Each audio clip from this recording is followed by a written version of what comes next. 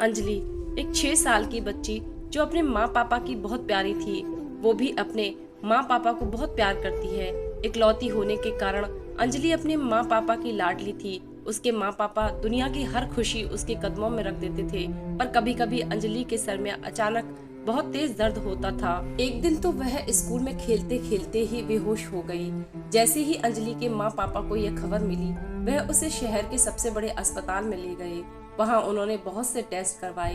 Test की report देखकर doctor ने बताया कि उसे ब्रेन ट्यूमर है। उनके पैरों तले जमीन खिसक गई, पर खुद को संभालते हुए उन्होंने डॉक्टर से विनती की कि वह अंजलि को कुछ न बताएं, नहीं तो उस मासूम बच्ची पर क्या गुजरेगी। अभी तो उसने दुनिया को ठीक से देखा भी न था, अपने छोटे छोटे कदमों से कहीं घूमी भी न थी। माँ पापा ने डॉक्टर से पूछा, कितना वक्त है अंजलि के पास? डॉक्टर ने जवाब दिया, 6 महीने का समय है। अंजलि ने पूछा, क्या हुआ है मुझे?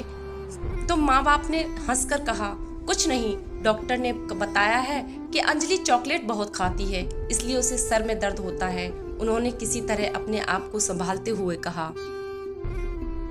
बच्ची ने फिर पूछा कि हम घर कब जाएंगे? तो माँ ने कहा, कुछ टेस्ट और हैं, उन्हें करने के बाद हम घर चलेंगे। अंजलि मान गई। उसने माँ से कहा, आप परेशान ना हो, मैं चॉकलेट खाना छोड़ दूंगी। यह सुन दोनों माँ बाप कमरे से बाहर आकर बहुत रोए। एक दिन अचानक अंजलि ने डॉक्टर से कहा, मुझे पता है आप मुझसे क्या छुपा रहे हो। डॉक्टर उस 6 साल की बच्ची की तरफ हैरानी से देखने लगा और पूछा, क्या छुपा रहा हूँ? कहा, अंकल मुझे पता है, मुझे कैंसर हुआ है ना।